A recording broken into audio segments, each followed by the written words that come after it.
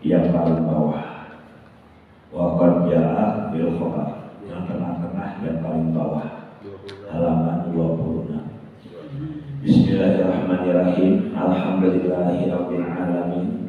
Wassalatu wassalamu ala asrofil anbiya'i wal mursalin wa ala alihi wa ashabihi ajma'in, amma ba'du.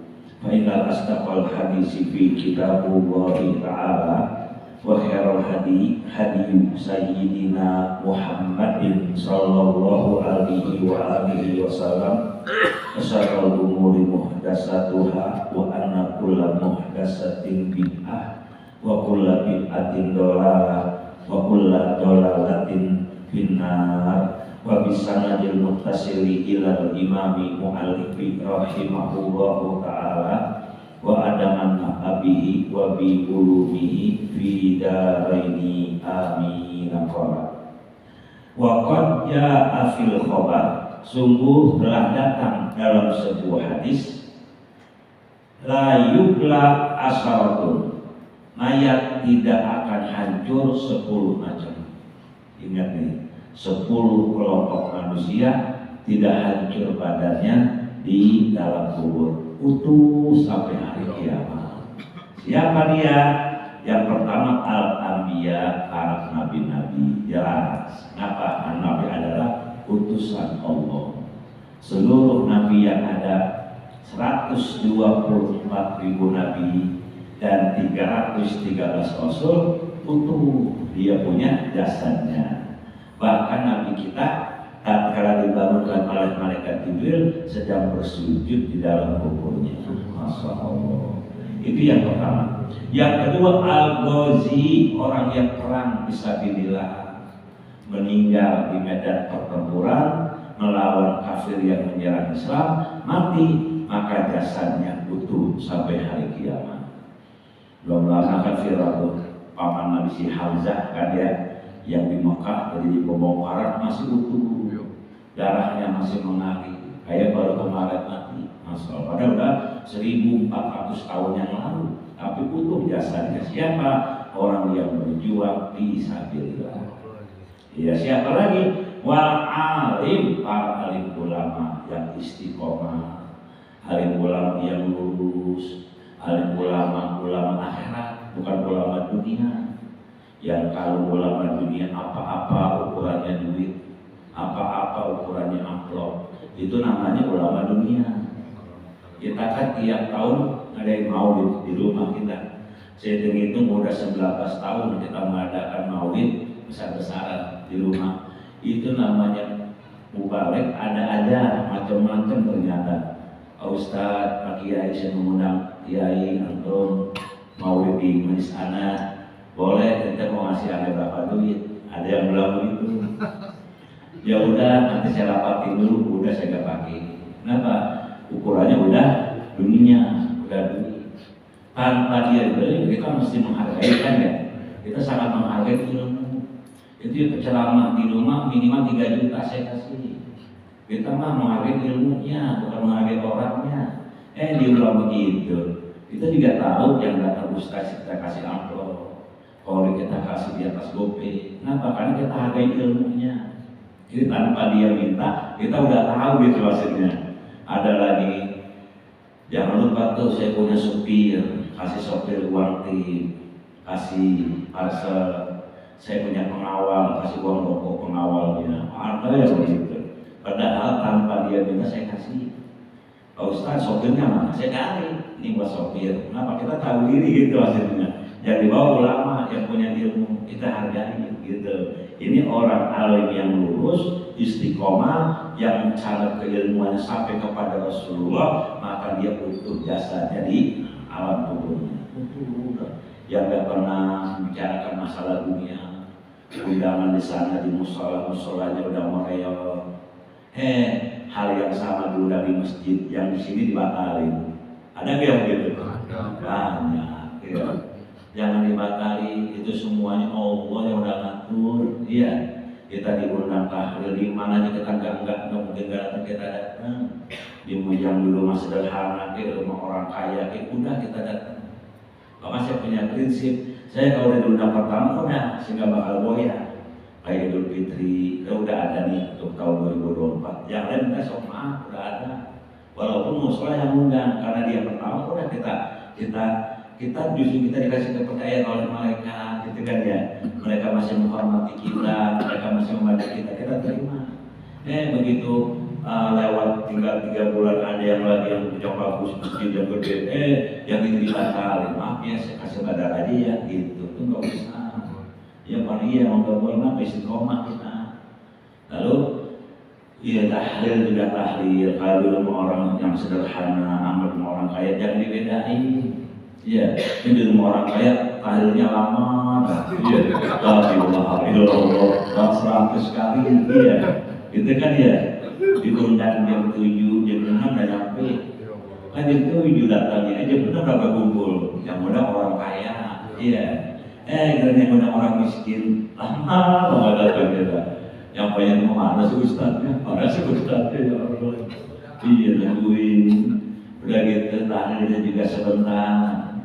Ya semangat lah, ilaha illallah, ilaha semangat lah. Yang muda orang miskin jangan. Kita benar prinsip orang tua anu datangnya kalau belum diundang orang miskin orang kaya datang jangan berubah. Apa? Karena kalau udah berubah berarti dia iya sih orang kaya harus 100 kali. Dia orang susah ada 33 kali berarti kan dia yang ini. Iya. Apa? Karena ada sesuatu. Iya karena ada beseknya lagi diangkat gitu ya. Apa amplopnya lagi dia jangan karena Allah aja. Ini orang yang alim, yang meninggal, yang lurus, yang istiqomah, yang ikhlas, maka dia akan utuh dia punya jasadnya. Masya Allah. Banyak ulama-ulama yang diangkat jasadnya utuh dalam menentukan ya. Kenapa? Karena dia lurus ya. Wasuhada orang yang mati syahid. Nah, orang yang mati syahid ada 2. Orang yang mati syahid, orang yang mati mendapat pahala syahid. Ada beda tuh ya. Orang yang mati syahid itu benar kagak dimandiin, kagak dikafanin, cukup disolatin dan dikuburin, itu mati syahid. Orang yang mati mendapat pahala syahid tetap mandiin, sholatin, kafanin, sholatin, kuburin. Siapa 5? Ingat ya, seorang wanita muslimah yang mati saat melahirkan, apa namanya tuh? Mati beranak ya, ada ya. Nah itu, tapi dia muslimah, nggak pernah meninggalkan sholat, sama suami taat, meninggal pendarahan luar biasa, maka matinya mendapat pahala syahid. Yang kedua mati karena tenggelam, di lautan lah, di sungai lah, di kali lah, hanyut lah kena banjir. Tapi ibadahnya orang nih, meninggalnya kecebur, lelep, gak bisa berenang, masobilin, ya, masobil lelep tuh. Tapi langsung mati, masobilin betul dia punya jasadnya ya. Itu kalau tenggelam. Yang ketiga tertimpa reruntuhan, langsung mati. Kan usaha setimah kan tukang lagi berdiri balok, anaknya lewat, Heri lewat, tiba balok langsung mati. Maka matinya dia mendapat pahala syahid. Kenapa? Mati tertimpa reruntuhan. Yang keempat sakit perut, tiba-tiba sakit perut yang nggak bisa ini dah, dia tahan, jadi hampir mati dia tuh, mati dalam pada sakit perut mendapatkan pahala syahid. Dan yang kelima mati karena kolera. Apa kolera? Kusta, lepra, kolera, kusta, lepra. Ini juga dari nama nih. Apa namanya beda, tapi penyakitnya sama. Dia meninggal dalam keadaan karena kolera, atau kena kusta, atau kena lepra, maka dia mendapat pahala syahid. Iya, kalau di orang yang beriman ibadah insya utuh dia punya jasadnya, ya. Itu yang ketiga. Yang keempat, wahamilul Quran, orang yang menghafal Al-Quran. Masya Allah. Banyak nggak yang hafal Quran? Banyak. Itulah hebatnya Allah ya. Itu kan namanya Quran kan 6.666 ayat ya. Ada aja yang hafal itu. Masya Allah. Emang Allah kasih hafalan luar biasa. Makanya ada produk di Depok namanya Ulumul Quran, khusus orang yang hafal Al-Quran. 30 itu hafal di umroh ini. 30 apa di umroh itu, alhamdulillah, masya Allah. Anak saya baru 15 juz, apa belum bisa umroh. Kenapa? Karena orang yang mati dalam keadaan menghafal Quran, maka dia utuh jasadnya. Kalau saya dari umur 5 tahun udah hafal Al-Quran, alhamdulillah, Al-Quran. Isinya walau alam bisa.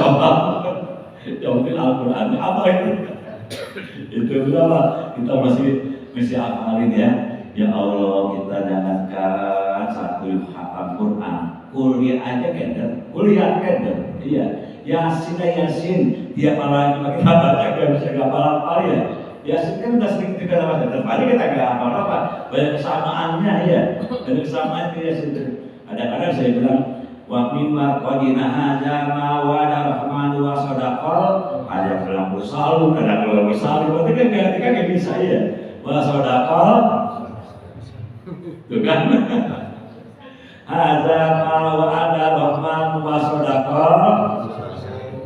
Tuh ada bersalu, wa sadaqal mursaliyun, gitu kan? Wa sadaqal mursalun. Jadi akhir daripada sodako. Kalau udah tahu dulunya udah paham berarti ya. Tanpa dia tahu juga udah tahu ya. Wa sodako mursalun. Ini tiap malam cuma kita baca. Tapi begitu saya bilang sama jemaah, tetap aja mursalun. Udah tiap hari kita bacakan ya. Tuh, jadi orang yang hafal Quran itu Allah jaga ayat Quran biar jangan ada tambahan, ada kekurangan, ketahuan. Kenapa tuh? Allah kasih penghafal Al-Quran. Dan Allah yang bilang, inna nahnu nazzalna dzikra wa inna lahu lahafizun. Kami yang menurunkan Al-Quran dan kami yang menjaganya. Jangankan nambah, kurang satu huruf ketahuan, lebih satu ketahuan, Allah yang jaga. Masya Allah. Makanya orang yang mati dalam keadaan menghafal Quran, maka utuh jasadnya. Masya Allah. Itu mu'alim Kiai Haji Muhammad Z. Al-Hafal ya Al-Quran, Masya Allah. Kayak gimana aja dia bisa baca, kadang-kadang satu nafas Al-Fatihah, Masya Allah. Panjang jadi panjangin, tapi satu nafas dia baca Al-Nasr satu kali nafas, Masya Allah. Kita makan kita ini, kita aja yang apa? Nanti kalau mau lihat beliau tanggal 25 September, Agustus September di dekat Pejompongan, itu ada yang mengundang, boleh saya undang siapa? Mau undang siapa? Mengundang Muhammad ZA. Siapa kira-kira penceramanya yang pantas siapa Ustaz? Yang pantas Habib Salju. Iya, Salim Albi itu emang cakep. Ini saya kasih buat ini ceramahnya waktu di villa. Dia setuju, misalnya dia ceramah. Nah di rumah kita juga yang ceramah beliau. Atas permintaan para jemaah tuh di rumah kami, di majlis kami tanggal 30 September. Di rumah ini majlis kami, Ahusna tanggal 30 September. Ceramahnya juga beliau, Habib Salju. Ini idola beliau ini, idolanya dia. Alhamdulillah, dia kenalin sama aku, dia kenalin. Ustaz ini sehat-sehat, dia sehat, saya ini sehat. Dia nanya kepada alhamdulillah, kita kalau tadi kenal sama Habib enak deh, dia itu Rasul yang kenalin kita. Ya, wahamilul Quran, orang yang menghafal Al-Quran, dia akan utuh jasadnya. Apalagi wal imamul adil, pemimpin yang adil. Siapa? Umar bin Abdul Aziz. Umar bin Khattab itu pemimpin yang benar-benar luar biasa adilnya. Sayyidina Umar itu tiap malam dari kampung lihat keadaan rakyatnya. Iya, ada yang lapar enggak, ada yang gimana enggak. Ternyata ibu ada 4 anaknya, dia lagi masak agak matang-matang. Iya, waktu dimasak. Bu, udah matang belum? Bu, belum matang, dikit lagi matang. Tidur lagi tuh anak. Setengah jam, Bu, udah matang belum sih? Belum, dikit lagi. Tidur lagi tuh anak. Ini saya di rumah kan itu orang masak apa sih gak matang-matang dari tadi? Kenapa masak apa tuh? Saya masak batu. Kenapa batu? Dia gara-gara pemimpin saya zolim, Sayyidina Umar. Udah depannya tuh depan dia. Oh gitu, iya, dia kagak tahu penderitaan rakyatnya. Udah Bu, Kalau kita ikut pengusir saya akan pulang dulu. Dipulang ke Baitul Mal bawa segantung karung. Menterinya minta sini khalifah saya bawa. Anda mau nanggung dosa saya di akhirat? Tuh.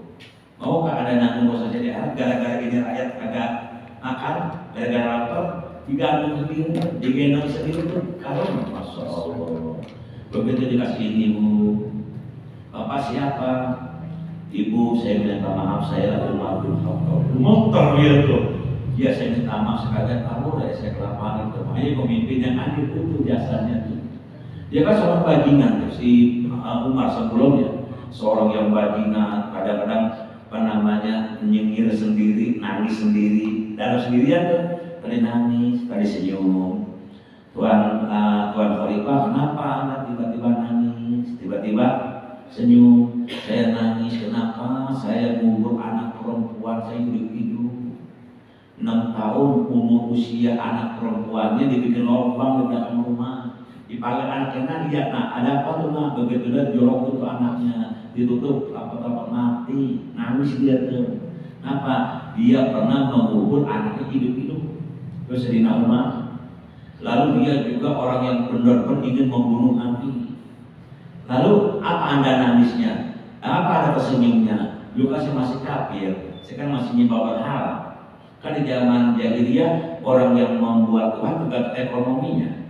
Kalau di orang kaya bikin Tuhan dari emas, di bawah kaya bikin Tuhan dari perak, di bawah lagi bikin Tuhan dari perunggu, miskin bikin Tuhan dari terigu. Lagi nyembah jam 12 malam dia berlangsung dia lapar, setelah dia makan sekali semua dimakan Tuhannya. Dicokokin kepala Tuhan dimakan, Tuhan dimakan. Jauh banget sudah Umar. Akhirnya dia senyum di situ tuh. Itulah alokasi hidayah luar biasa. Dulu sebenci-bencinya sama Nabi, begitu Islam secinta-cintanya sama Nabi. Siapa yang bisa tahu? Ini seorang mantan bajingan bisa hubungnya bergandengan dengan Nabi yang mulia. Itu yang rumah bergandengan dengan Nabi yang mulia. Kenapa? Begitu bela-belanya Nabi setelah masuk Islam. Kan pada saat orang-orang hijrah kan sembunyi-sembunyi. Iya, dari Mekah ke Madinah. Jadi terang-terangan, siapa yang pengen pisah pala dari badan silakan digasih di jalan. Besok saya mau hijrah ke Madinah. Kalau ada lagi, jawab. Terus itu Umar tuh pemimpin yang adil, maka dia akan mendapatkan kebutuhan tubuhnya di alam tubuhnya. Siapa lagi? Wal muazzinu, orang yang tukang azan. Nah, istiqomah di azan. Jangan sampai azan saling tindak langsung ke ambil mic. Orang yang tukang azan dia akan tutup badannya. Bahkan akan diharamkan oleh Allah pada dari api neraka.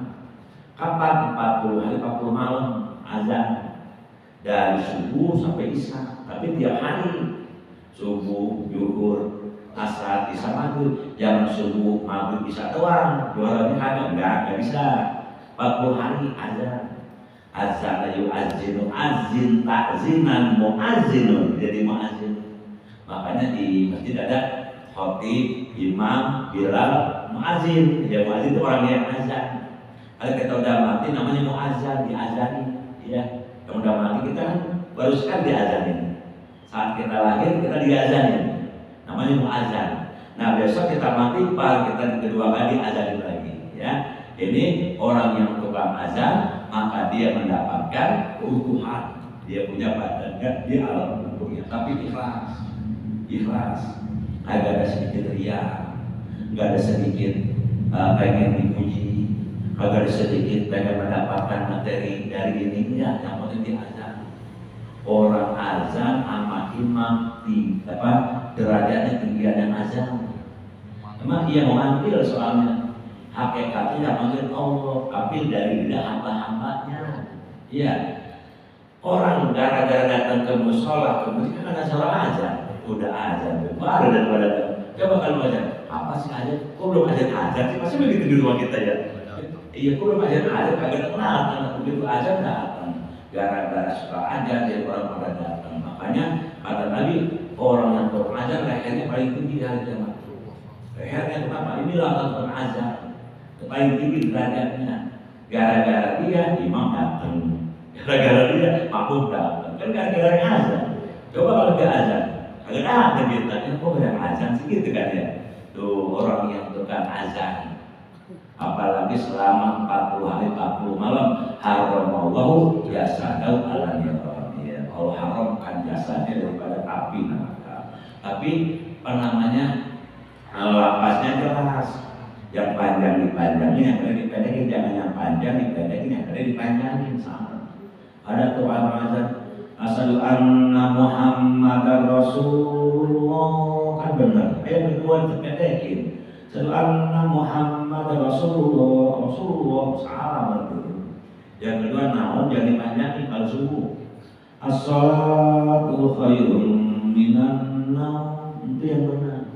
Sholat lebih baik daripada tidur. Kalau dipanjangin naum, tidur sampai bangun. Iya, tapi naum dipanjangin ya. Jadi as-salatu khairun minan naum, itu yang benar. Jangan naum dipanjangin ya. Jadi tidur lama jadinya. Kadang-kadang kalau sholat. Iya. Ini dia nih, wal mar'atu iza matat fi nafasiha, seorang perempuan solehah mati tatkala nifas, melahirkan anaknya. Lahir anaknya, kata orang mati beranak ya. Kata orang sih dulu gitu ya, orang yang mati beranak serem. Padahal bukan dia mau udah ada dalam kubur. Kadang-kadang setannya usir nih untuk biar jin, setan, kori untuk menggoda iman kita. Ya kita takut ya, padahal kita lebih mulia daripada yang lain-lain, kita lebih mulia ya. Kata Allah, laqad khalaqnal insana fi ahsani. Tuh, kami menciptakan sempurna makhluk.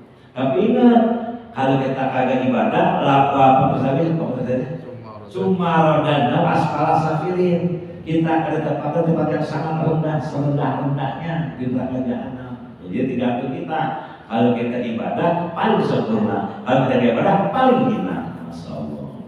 Siapa lagi yang meninggalnya utuh badannya? Waman kutilah mazluman, orang yang mati karena dizolimi, dibunuh, disantet, diam-diam.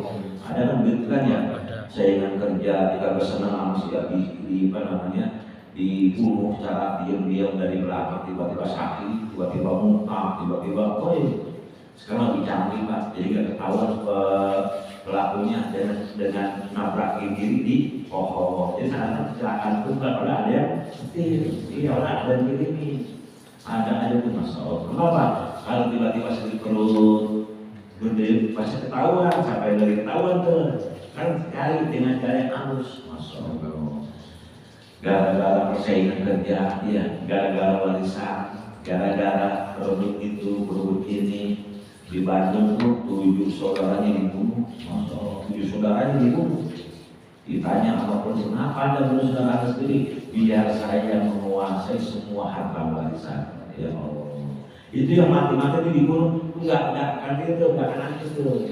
Kenapa? Karena matinya dibunuh tanpa sebab. Itu maksudnya. Tanpa saya masa terima kagak ada musuh, tiba-tiba saya membunuh Sakiman. Maksudnya kagak salah sama saya. Coba itu jauhin matinya tuh. Nah dia utuh badannya, gitu maksudnya. Kecuali saling membunuh, dia mati duluan atau saya mati duluan, dulunya neraka. Nah kenapa? Karena tujuan sama-sama membunuh. Al-qatil wal maqtul finnar, yang membunuh dan yang membunuh sama-sama neraka. Lah kan yang dibunuh itu yang nggak bunuh justru dia udah kedahuluan orang yang ahli yang membunuh. Saya mau terima kan mau saling bunuh. Karena dia lebih lama daripada saya bunuh duluan. Sebenarnya dia bunuh saya juga. Dia karena dia terlambat, saya bunuh duluan. Jadi dua-duanya neraka. Kalau sama-sama membunuh, tadi kan ada dizolimi, biar tidak dapat harta, biar dipecat sama atasannya, biar dimutilasi atau dimutasi ke daerah lain. Kan ada begitu tuh, ya. Apalagi waman mata yaumal jumu'ati wa lailataha, dan orang yang mati di hari Jumat atau malam Jumat. Hari Jumat atau di malam Jumat meninggal. Tapi dengan catatan orang yang gimana? Ya, muslim dan muslimah. Kalau dia nggak muslim, dia nggak muslimah, tapi dia berbuat maksiat, dia tetap neraka ya, tetap neraka. Dan itu dia itu selesai itu. Nah besok apa lagi? Besok beda lagi soal ini. Wafil khobar ahli dan salam, nanti akan ada lagi orang-orang yang dikumpulkan di alam akhirat dalam keadaan telanjang. Siti Aisyah nangis, ya Allah, kenapa telanjang sih di hari kiamat di padang mahsyar? Jangan-jangan mereka sering melihat satu dengan yang lain. Ada Siti Aisyah. Enggak, kata Nabi Yusuf, mereka sedang sibuk dengan dirinya masing-masing. Selamat apa enggak, celaka apa sih, ya. Lalu apa namanya dah? Mereka pandangannya ke langit semua. Pandangan mereka ke langit. Kenapa jangan sampai mereka menjadi ahli neraka? Ini enggak ada memandang-pandang, tidak ada. Menambahkan sama-sama telanjang, kita masalah pandang kali ada. Yang ada di sini di dunia, sekarang nggak ada. Yang dia pikirin selamat apapun, enggak, dia pikirin masih lama nggak bisa. 15 menit. 15 menit. 15 lagi. 5 menit. Wajar ya. Udah tulisin aja Pak. Udah tulisin Ustaz. Ya. Bagus. Ya nanti hasil beda soalnya. Udah beda lagi di sini ya. Udah agak enak ya. Nanti kita terus lagi ya. Kita soal aja ya. Jadi insya Allah Maulid di rumah tanggal 30 September, Sabtu malam Minggu. Yang bawa motor parkiran di sekolah kasih situ ya. Yang bawa taksi sekolah juga situ ada. Yang apa namanya ada tempat parkirannya. Yang bawa helikopter nggak ada parkirannya.